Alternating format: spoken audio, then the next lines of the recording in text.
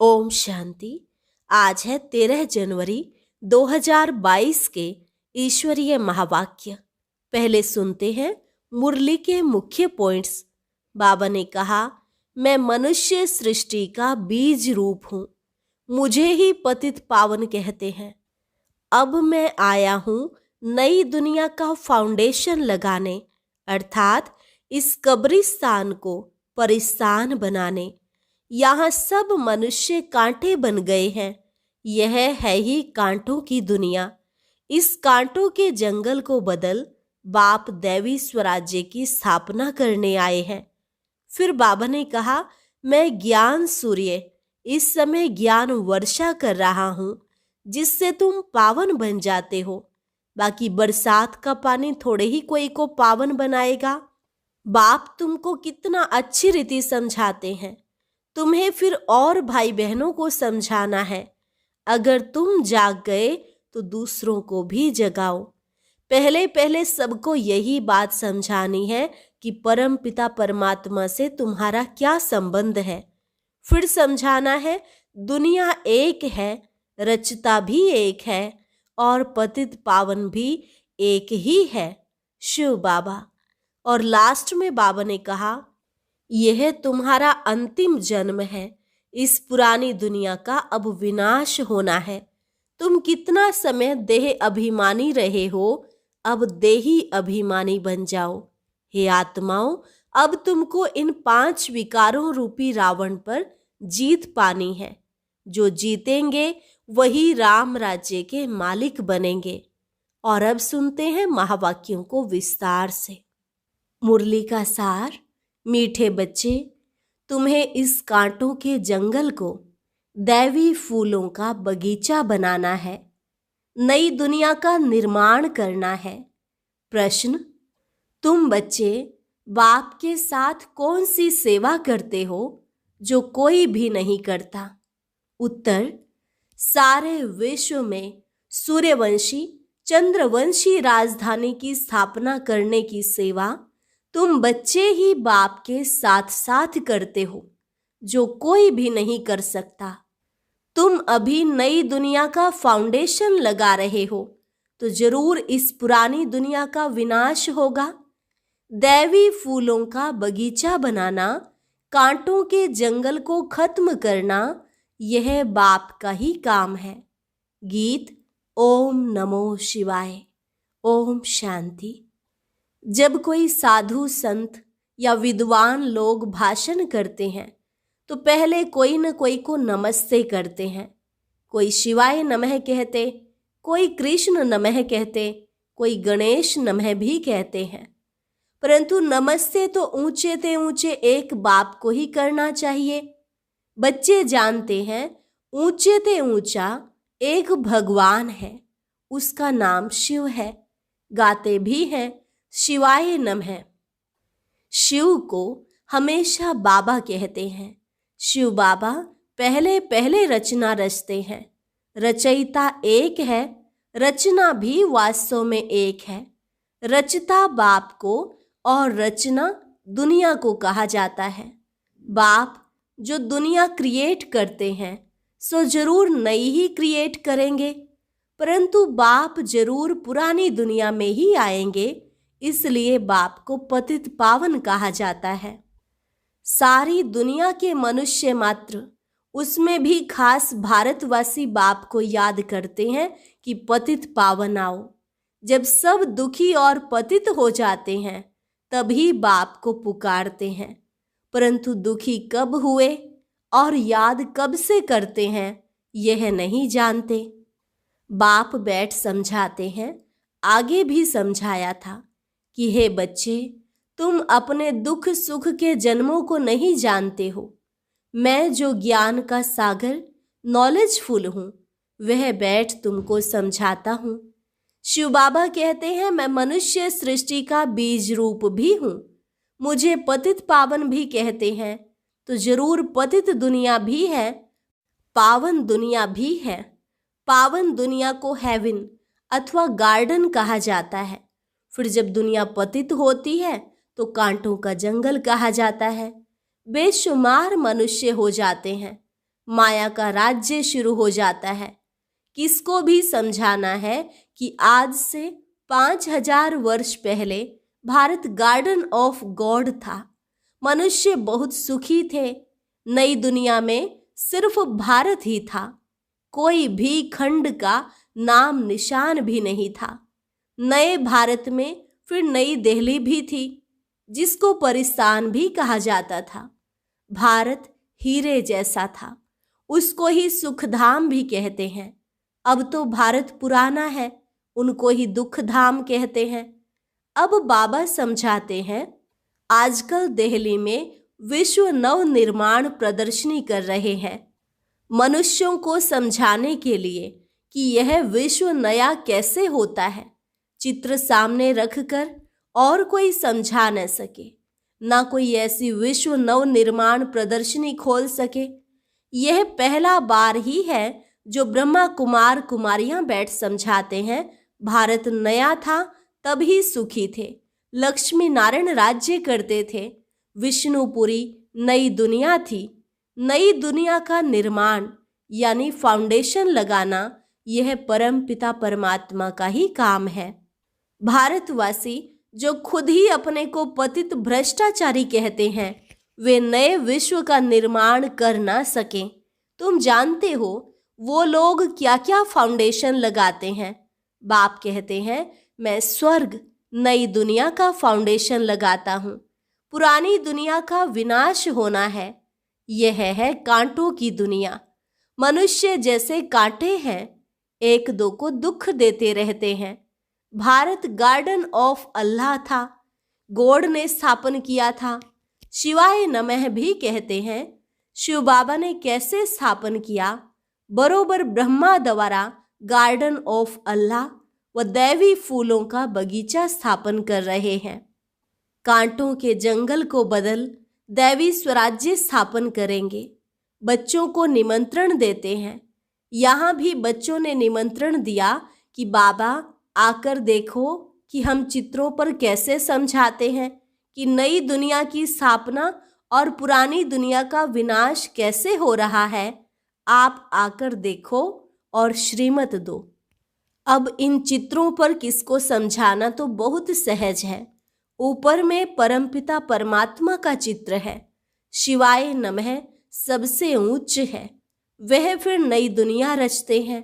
नए भारत में इन देवी देवता लक्ष्मी नारायण का ही राज्य था, तो ऊंचे ते ऊंचा परम पिता परमात्मा वह फिर से सूर्यवंशी चंद्रवंशी राजधानी की स्थापना करते हैं ब्रह्मा और ब्रह्मा कुमार कुमारियों द्वारा। वह सतयुग आदि में थे तो स्थापना जरूर कलयुग अंत में ही की होगी। सो अब फिर संगम युग पर कर रहे हैं। वास्तव में सभी आत्माएं शिव की संतान हैं और प्रजापिता ब्रह्मा के भी बच्चे हैं। हर एक आत्मा में पार्ट सारा नूंधा हुआ है। पहले पार्टधारी यह है जिसको पूरे 84 जन्म लेने हैं। पुनर्जन्म लेने का रस्म तो शुरू से चलता आया है। सतो प्रधान फिर सतो रजो तमो बने हैं। सतो प्रधान जब थे तो सूर्यवंशी लक्ष्मी नारायण का राज्य था। 16 कला संपूर्ण थे, फिर 14 कला बने। इन दो युगों को गार्डन ऑफ फ्लावर कहा जाता है। वह था सुखधाम। यह चित्रों पर समझाना बहुत सहज है। ऊपर में शिव बाबा जिस द्वारा विश्व नव निर्माण हो रहा है, ब्रह्मा विष्णु शंकर उनको रचने वाला यह शिव बाबा है। यह बच्चों को समझाना है कि नई दुनिया की स्थापना और पुरानी दुनिया का विनाश होता है। अब इतने सब धर्म हैं, सिर्फ एक देवी देवता धर्म नहीं है, वह प्रायः लोप है। जो देवी देवता धर्म वाले थे वह अपने को हिंदू कहला रहे हैं, क्योंकि सतयुग में सब पावन थे, अब सब पतित हैं। बाबा का नाम ही है पतित पावन। अब पतित बनाने वाला कौन है, यह बाप ही समझाते हैं। बच्चे फिर और भाई बहनों को समझाते हैं। पतित बनाने वाला है रावण, जिसको वर्ष वर्ष जलाते हैं। रावण का कोई रूप नहीं है, वह है गुप्त। 5 विकार स्त्री के, 5 विकार पुरुष के। भारत का बड़े से बड़ा दुश्मन है ही रावण, जिसने भारत को कौड़ी मिसल बनाया है। अब इस रावण पर जीत पहनो मेरी मत द्वारा। इस समय सब पतित बन गए हैं, इस कारण परमपिता परमात्मा की ही श्रीमत चाहिए। श्रीमत है भगवान की। भगवानुवाच, हे बच्चों अथवा आत्माएं, तुम सारा समय देह अभिमानी रहे हो, अब देही अभिमानी बनो। तुम आत्मा अमर हो, तुम ही शरीर छोड़ती और लेती हो। बाप कहते हैं, हे ब्रह्मा, तुम अपने को नहीं जानते हो। तुम्हारे लिए ही गाते हैं आधा कल्प ब्रह्मा का दिन, आधा कल्प ब्रह्मा की रात। तुम बच्चे इन बातों को समझ गए हो, तब तो प्रदर्शनी खोली है। अब इन चित्रों द्वारा समझाओ। अब ये ब्रह्मा और ब्रह्मा कुमार कुमारियां परमपिता परमात्मा द्वारा अपना वर्षा ले रहे हैं। गाया जाता है, ज्ञान सूर्य प्रगटा, अज्ञान अंधेर विनाश।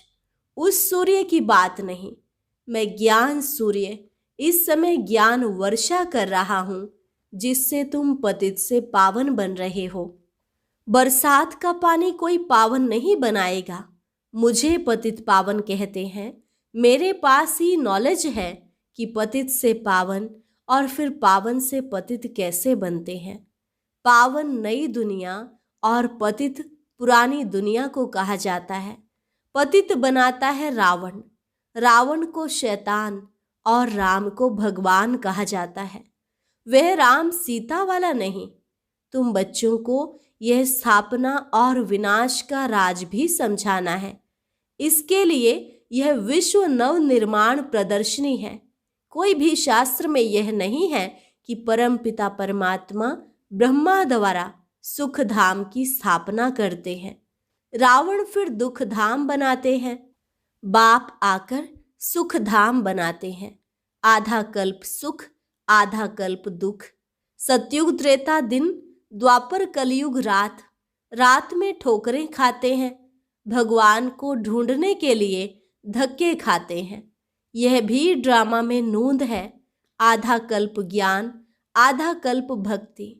ज्ञान का सागर अथवा ज्ञान सूर्य परमपिता परमात्मा को ही कहा जाता है। भारत में ही शिव जयंती मनाते हैं।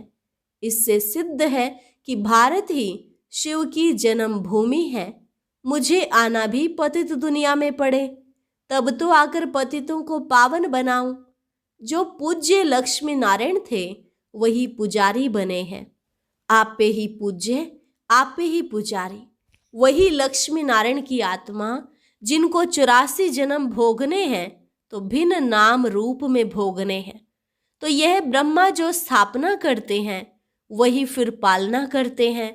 अभी वह आत्मा पतित बनी है तो फिर उनके ही शरीर में आकर उनका नाम ब्रह्मा रखता हूं। पहले पहले तो यह बात समझनी है कि परम पिता परमात्मा से तुम्हारा क्या संबंध है। जरूर कहेंगे बाप है, वह तो सब आत्माओं का बाप हुआ। शिव बाबा के तुम सब बच्चे हो। इस समय भगत हो, भगवान को सब याद करते हैं। भगत कहते हैं, हे भगवान हमको भक्ति का फल दो, हम दुखी हैं, जीवन मुक्ति दो। साधु लोग भी साधना करते हैं कि हमें मुक्ति, जीवन मुक्ति दो। इस समय सब पुकारते हैं कि आकर पतितों को पावन बनाओ। बाबा डायरेक्शन देते हैं कि ऐसे ऐसे समझाओ। हम आत्मा शांति धाम में रहने वाली हैं। अब एक शरीर छोड़ दूसरा ले, पार्ट जरूर बजाना है। वर्णों से भी पास होना होता है। यह ड्रामा अविनाशी बना हुआ है, चक्र फिरता ही रहता है। इसको भी जानना चाहिए कि कैसे फिरता है। पतित पावन एक, रचता है एक, दुनिया भी एक। पूछते हैं पावन से पतित कैसे बने। रावण की आसुरी मत पर चलने से 5 विकार आ जाते हैं। 5 विकारों को ही रावण की मत कहा जाता है, इसलिए रावण को जलाते हैं। परंतु रावण जलता ही नहीं। अब बाप कहते हैं, बच्चे तुमको इस रावण पर जीत पानी है। जो जीतेंगे वही राम राज्य के मालिक बनेंगे। यह है अंतिम जन्म, अर्थात सृष्टि का अंत है। सृष्टि का आदि भी बाप करते हैं, अंत का विनाश भी बाप करते हैं। बाप कहते हैं, मैं नई दुनिया का फाउंडेशन भी लगाता हूं और पुरानी दुनिया का विनाश भी कराता हूं। गाया हुआ है ब्रह्मा द्वारा स्थापना। अब ब्रह्मा अकेला तो नहीं होगा। ब्रह्मा कुमार और कुमारियों द्वारा भारत को गार्डन ऑफ दैवी फ्लावर बनाता हूं। यह तो है कांटों का जंगल, इनको अब आग लगनी है। तुम अब जागे हो, मनुष्य तो सोए हुए हैं। यहाँ तो दुख अशांति है। बच्चों को हमेशा अपने शांति धाम स्वीट होम को याद करना है, तो स्वीट बादशाही वर्षे में मिलेगी। इस रावण राज्य को भूलते जाओ। भारत जो परिस्तान था सो अब कब्रिस्तान बना है, फिर परिस्तान बनेगा। यह चक्र है। विश्व नई तैयार हो जाएगी तो पुरानी को जरूर आग लगेगी। अब तुमको नई दुनिया के लिए तैयार होना है, फिर वहां चलकर हीरे जवाहरों के महल बनाएंगे। अब तो झोपड़ियां हैं। कल्प कल्प पतित दुनिया सो पावन बनती है, पावन सो पतित बनती है। पतित धीरे धीरे बनते हैं। मकान नया जल्दी बनता है, पुराना होने में टाइम लगता है। ज्ञान से तुम नए विश्व के मालिक बन जाएंगे। अब कलयुग में है नो कला। भारत पावन था, अब पतित बना है। यह खेल भारत पर ही है। रावण से हारे हार, अब तुम श्रीमत पर जीत पाते हो। अच्छा, मीठे मीठे सिकी लधे बच्चों प्रति मात पिता बाप दादा का याद प्यार और गुड मॉर्निंग। रूहानी बाप की रूहानी बच्चों को नमस्ते।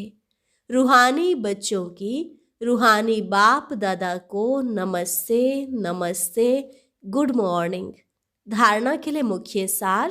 पहली पॉइंट, श्रीमत पर भारत को पावन बनाने की सेवा करनी है। रावण की मत को छोड़ एक बाप की श्रीमत पर चलना है। इस दुख धाम को भूल अपने स्वीट होम शांति धाम को याद करना है। स्वयं को नई दुनिया में चलने के लिए तैयार करना है। वरदान, अपने श्रेष्ठ कर्म रूपी दर्पण द्वारा ब्रह्मा बाप के कर्म दिखलाने वाले बाप समान भव। अपने श्रेष्ठ कर्म रूपी दर्पण द्वारा ब्रह्मा बाप के कर्म दिखलाने वाले बाप समान भव। एक एक ब्राह्मण आत्मा, श्रेष्ठ आत्मा हर कर्म में ब्रह्मा बाप के कर्म का दर्पण हो।